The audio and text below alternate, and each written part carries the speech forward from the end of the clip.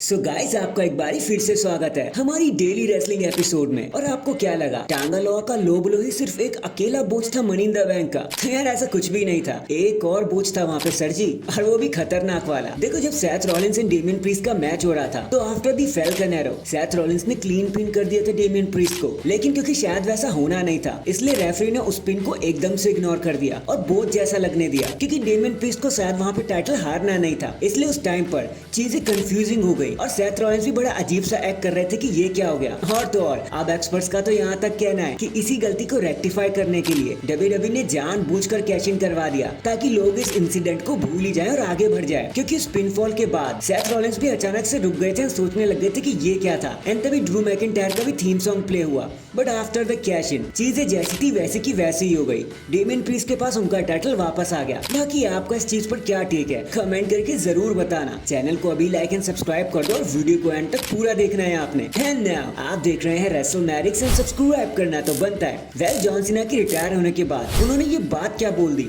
कि सभी लोग भाई सड़क पर उतर आए। आजकल आप जहां देखो सब लोग इसी चीज को कवर करने पे लगे हुए हैं। हर एक चैनल पे सिर्फ इसी न्यूज के बारे में बात हो रही है कि जॉन सीना रिटायर होने वाले हैं। तो जॉन सीना तो रातों रात वायरल हो गए भाई अपनी रिटायरमेंट की न्यूज के बाद। ऊपर से जो उनका लास्ट टाइम इज नाउ वाला न्यू मर्च है ना, वो धड़ल्ले से बिक रहा है। और तो और जब से उन्होंने बताया कि रेसलमेनिया 41 उनकी लाइफ का लास्ट रेसलमेनिया होगा, तब से उनके लिए मैचेस ऑफिशियल होने शुरू हो गए हैं और इस हद तक पुश किए जा रहे हैं कि उसे ऑलमोस्ट ऑफिशियली मान लो आप, which is John Cena versus रेंडी Orton eight WrestleMania 41 night 1 का main event. But trust me, अगर ये मैच होता भी है तो एकदम परफेक्ट सेंड ऑफ निकल कर आएगा जॉन सीना के लिए, क्योंकि आप शायद जानते नहीं होंगे पर जॉन सीना एंड रेंडी ऑर्टन एक साथ ओईडब्ल्यू से डब्ल्यूडब्ल्यूई में आए थे, वो भी ईयर 2002 में एक ही साथ। रूथलेस एग्रेशन इरा के तो किंग है ये दोनों के दोनों। और अगर सीना एंड ऑर्टन एक साथ अपने लास्ट मैच को इस तरह देखते हैं, यहाँ तक कि अगर रेंडी ऑर्टन भी इस मैच को अपना आखिरी मैच समझते हैं, तो एक परफेक्ट सेंड ऑफ निकल के आएगा दोनों के लिए। बाकी तो अब लेट्स सी कि आगे टाइम के साथ साथ हमें क्या देखने को मिलेगा, क्योंकि ये लास्ट टाइम इज नाउ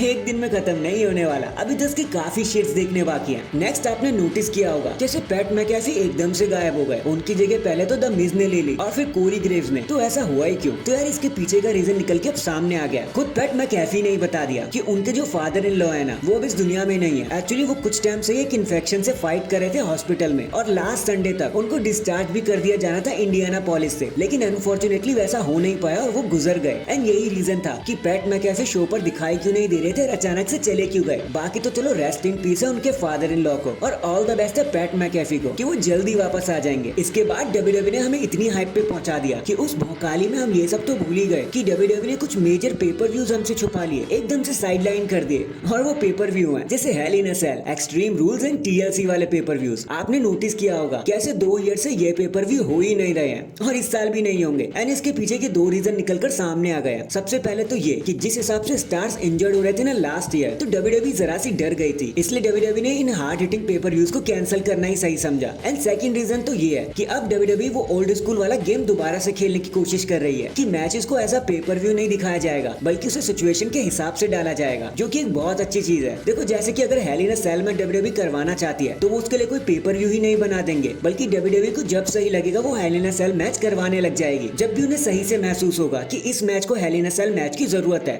वो स्टिपुलेशन दे देगी, लेकिन उसके लिए पेपर व्यू नहीं बनाएगी, जो कि एक अच्छी बात भी है क्योंकि इससे एक सरप्राइज एलिमेंट भी बना रहेगा। और इसकी शुरुआत आप बैड ब्लड से होते हुए देख भी लोगे, क्योंकि इस साल एक्सपेक्ट किया जा रहा है कि बैड ब्लड में एटलीस्ट एक hello in a cell match तो जरूर होगा पहले की तरह। बाकी लेट्स सी अब आगे हमें क्या देखने को मिलता है। बट डब्ल्यूडब्ल्यूई वो नए नए स्टेजेस लेके आ जाए ना अपने पेपर व्यू के लिए, तो भाई आत्मा को तृप्ति मिल जाएगी हमें। नेक्स्ट देखो जब से समरस्लैम एक बड़ा पेपर व्यू निकलकर सामने आया है, दूसरा रेसलमेनिया बन के सामने आया है, तब से ये रिटर्न का घर भी माना गया है। क्योंकि पहले 2020 में रोमन रेंस, फिर 2021 में लेसनर एंड बेकी लिंच, फिर 2022 में Bayley, Damage Control and the rated R superstar Edge. तो बस इसी चीज को कंटिन्यू करते हुए, इसी प्रथा को आगे बढ़ाते हुए समरस्लैम 2024 ने सोचा कि भाई हम क्यों पीछे रहे, तो इसके लिए भी अब 3 मेजर नाम निकल के सामने आ गए जिन्हें आप एक्सपेक्ट कर सकते हो, वो भी 100% कंडीशन पे। सबसे पहले द मामी रिया रिप्ली, फिर the hometown girl Alexa Bliss और the tribal chief Roman Reigns. इन तीनों को तो आप 100% एक्सपेक्ट कर सकते हो एट समरस्लैम। बाकी मैं आपको बताता चलूं कि इनमें से एक नाम ऐसा है जिसे आप पहले ही एक्सपेक्ट कर सकते हो, विच इज मामी रिया रिप्ली, क्योंकि समरस्लैम में रिया रिप्ली वर्सेस लिव मॉर्गन का मैच एक्सपेक्ट किया जा रहा है। बाकी लेट्स सी, पहले तो समरस्लैम को आने तो सारा मजा वहीं पर खुलेगा। इन दी एंड हमारी प्यारी टिफिनी स्टैटन, जो अभी हाल ही में miss money in the bank बनी है, लेकिन एक एलिगेशन है जो उनको पीछा ही नहीं छोड़ रहा है हाल ही में। तो देखो हुआ कुछ यूं